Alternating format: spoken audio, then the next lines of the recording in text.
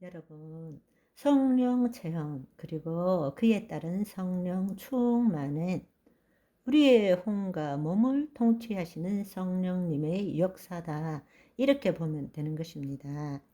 그리스도의 영이 없으면 그리스도인이 아니니라. 로마서 8장 9절에 그렇게 말씀합니다.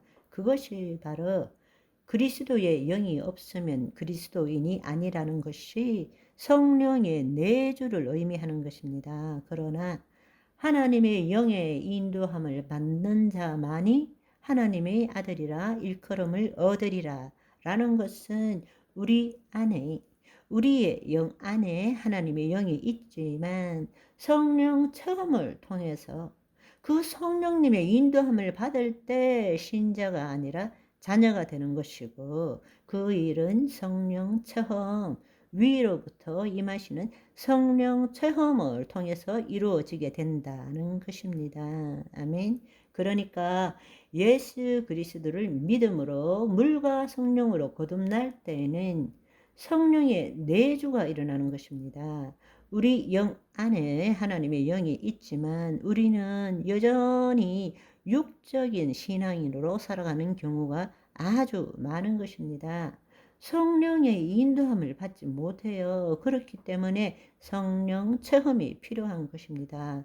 그렇게 생각하면 성령 세례에 성령이 내 안에 들어와 계시는 내주는 구원의 순간에 모든 믿는 자에게 단회적으로 일어나는 것입니다. 그렇지만 성령 체험 또 그에 따른 성령 충만함은 여러 번 계속될 수 있는 거죠. 구원하실 때뿐만 아니라 그 후에라도 언제든지 받을 수 있게 되는 것입니다. 그러니까 성령 체험은 세례를 받기 전에도 일어날 수 있고, 세례를 받는 그 순간에 동시에 받을 수도 있고, 세례를 받은 후에 언제인지는 모르지만 하나님의 때에 성령 체험을 할 수 있게 되는 것입니다. 그래서 사도행전에 이야기한 그들이 다 성령 충만함을 받아 라고 말하는 이 오순절에 일어난 것은 성경에 대한 말씀들과 종합해 보면 여기 120명의 성도들이 성령 충만함을 받았다는 것은 성령 세례와 동시에 성령 체험이 동시에 일어났다라는 것입니다. 우리가 물 세례 전에 성령 체험을 하기도 하죠. 그 예가 무엇입니까? 베드로가 고넬료 집안에 가서 말씀을 전했을 때 위로부터 성령님이 임하셨고 그들이 성령 충만을 받았습니다. 그들은 아직 세례도 안 받았는데, 그러니까 성령 체험을 먼저 하게 된 것이죠. 그래서 나중에 물 세례를 받게 되죠. 그러나 일반적으로 볼 때 대부분의 경우는 먼저 성령님의 내주가 있게 되고 어떤 특별한 시간에 성령 체험을 하는 것이 일반적인 예입니다. 그래서 우리가 예수 그리스도를 믿었지만 답답하고 건조한 생활을 하다가 어느 순간에 성령님이 우리를 통치하는 것을 경험할 때부터 우리 안에 그분이 임하는 것을 알게 되고, 내가 내 자신의 주인이 아닌 것을 알게 되고 성령님의 감동을 받는 일들이 시작되는 것입니다. 그 결과로서 우리의 성품도 바뀌고 우리에게 은사도 임하게 되는 것입니다. 그래서 구원받은 많은 그리스도인들이, 다른 말로 이미 성령의 내주를 받은 자들이 성령 체험을 간절히 간구하게 되는 것이죠. 그래야만이 성령 충만한 삶을 살 수 있기 때문입니다. 아멘. 또 한 가지 중요한 사실은 다음에 더 자세히 이야기하겠지만, 많은 경우에 성령이 내주는 그리스도의 인격을 나타내는 것과 관계되어 있고, 위로부터 성령 체험을 하는 것은 그리스도의 능력이 나타나는 것과 관계되어 있다. 이렇게 생각하지만 그렇지 않습니다. 성령님이 내주하셨더라도 그리스도의 인격도 그리스도의 능력도 성령 체험을 통해서만이 가능하게 되는 것입니다. 성령의 인도함을 받아야 되기 때문입니다. 그렇다면 그 차이는 무엇인가? 그것은 다음에 더 구체적으로 말씀을 드리도록 하고, 사도행전 2장에 성령 충만함을 받고 그 다음에 어떤 일이 일어났는가?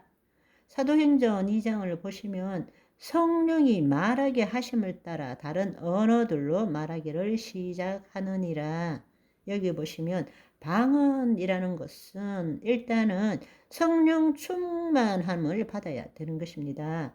두 번째로는 내가 방언을 하는 것이 아니라 성령이 말하게 하심을 따라 방언을 하는 거예요.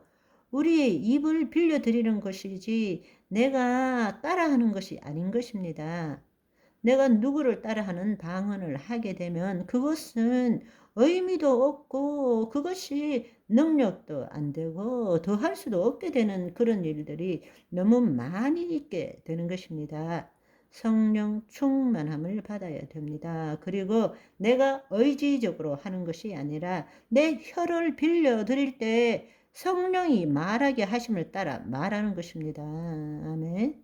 성령 충만을 받은 제자들과 그 성도들의 입에서 다른 방언들이 막 쏟아져 나온 것입니다. 그래서 2장 5절에서 8절을 보시면 그때에 경건한 유대인들이 천하 각국으로부터 와서 예루살렘에 머물러 있더니 이 소리가 나매 큰 무리가 모여 각각 자기의 방언으로 제자들이 말하는 것을 듣고 소동하여 다 놀라 신기하게 여겨 이르되, 보라, 이 말하는 사람들이 다 크게 배운 적 없는 갈릴리 어부들이 아니냐. 그런데 우리가 각 사람이 난 곳 방언으로 듣게 되는 것이 어찌 됨이냐. 이렇게 놀랐다는 것입니다. 성령께서 말하게 하심을 따라 다른 방언, 다른 언어들로 말하기 시작했다는 것입니다.